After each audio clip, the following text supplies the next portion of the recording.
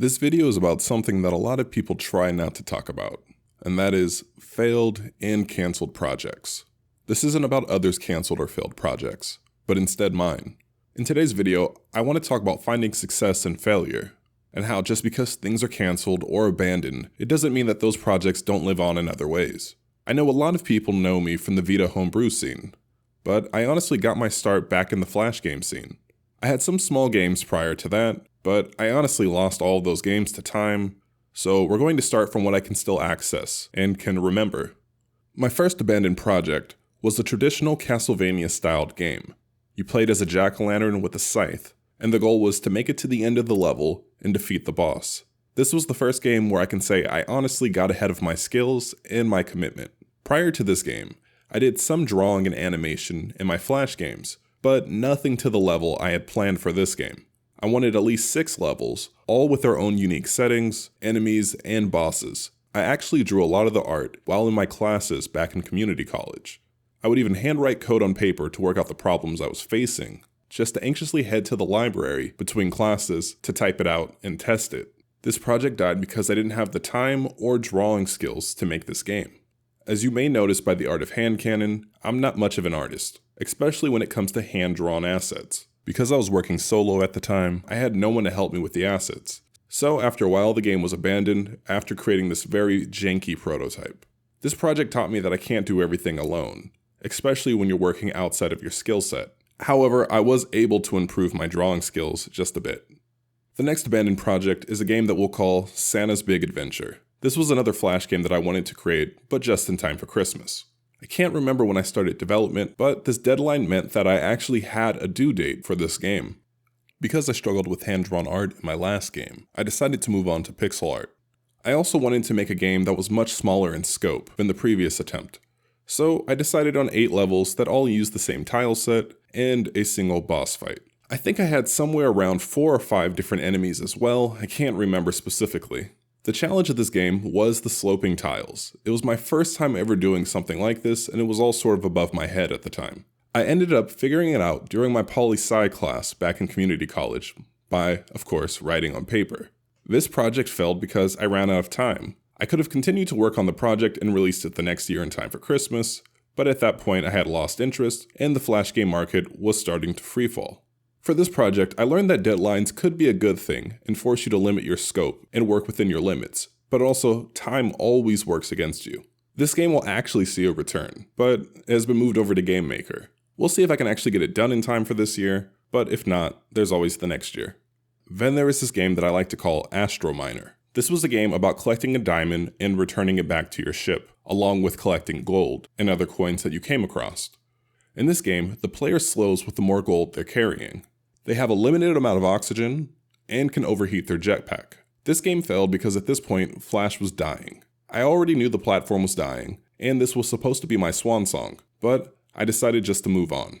Some of the elements of this project will likely show up in a future project, sometime after hand cannon, such as the limited oxygen and the speed slowing because of weight. The next game I actually don't have any footage for, since I guess I probably lost it somewhere over the years. It was a game called Thumb of God. It was planned for the PlayStation mobile platform, basically my first Vita game. It was going to be a semi-strategy and physics game about protecting and growing a village. You played the role of God, and the more believers you collected, the more powers you gained access to. This project died because of a lack of time. At this point I moved on to university and just couldn't get things moving along. Also during this time, I met my friend Cartoon Coffee, and we started to work on another game. The game that we worked on was called Eden. At first, we attempted to create this game using Starlin, which was a Flash framework allowing you to use the GPU. And I know Flash was dying at the time, but this game wasn't going to be a web game. We planned on using Adobe Air. We built a very early prototype, and I created a pretty impressive system that allowed us to decompress and load in tiles and sprite sheets on the fly. However, we eventually moved the project over to Unity. This game actually got pretty far in development, and was scoped to be a rather large game. After I graduated from college, we continued to work on the game for a while, but my work-life balance just wasn't there. I was starting a very busy career, and this project was eventually abandoned. This game taught me so much about developing combat systems, and increased my skill set as a programmer 5 times over. After this, I moved on to fun projects, Vita homebrew development stuff. I was no longer focused on making a commercial project. My first failed Vita project was Galactic Federation. I did an initial release for the Gekihin competition, and then after the competition abandoned the project. The scope of the game was planned to be much larger than what was shown in the competition, and was going to be built out over multiple years. The game was to feature multiple explorable planets, each with their own various dungeons and their own quest. I wanted to add 4-player support, skill trees, and even a few more playable characters.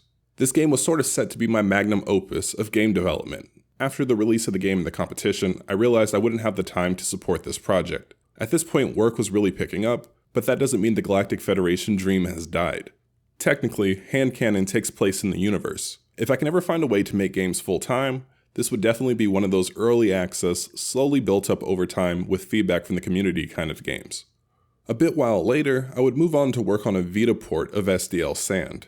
I actually had something working decently early on, but it just wasn't at a polished enough state to where I was happy with it. I walked away from it with the intent to finish it after the busy season of my job. But before that could happen, GL3, sorry, I don't know how to say your name, beat me to that punch. However, that game did teach me the foundation for my 3 other Vita SDL ports. Then I made a quick demo of a Galactic Federation roguelike game. This is a very, very small demo, where you can just walk around and open a door. The game also featured an aim button and was planned to play a bit like Doom roguelike, but was given up as I wanted to work on something a bit more action-oriented.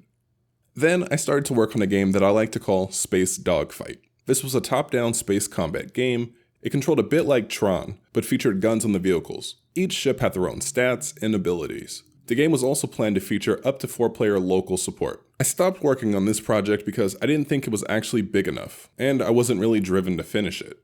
Then this is where I started kicking around the idea that I had in my head, hand cannon. My initial hand cannon demo was in Unity. It was planned to be a bit more like Mega Man X. I don't think I put more than a few days worth of work into the demo. You have a forward and a backdash. You can wall slide, jump, charge your gun, and shoot.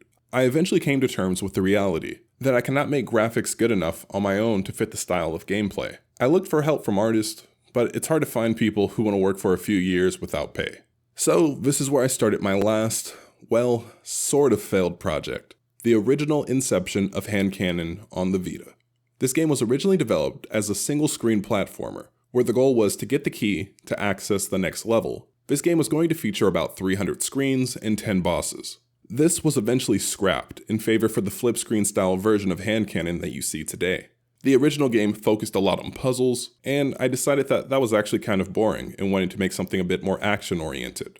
I felt like playing up the action a bit would help me develop the world of hand cannon, so I readjusted. I did, however, have a strong foundation for the game, which still lives on today in the current version. As you can see in this graveyard of abandoned games, you can still find pieces in other projects. Even if the scraps cannot be utilized, the skills and techniques that you learn can always be put to good use.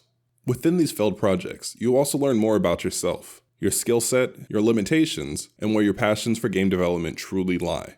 Hopefully this will inspire someone with a sizable graveyard of projects to keep on creating, and maybe even revisit some of those projects somewhere down the line. Well, that's it for now, everyone. Thank you for your time, and thanks for watching.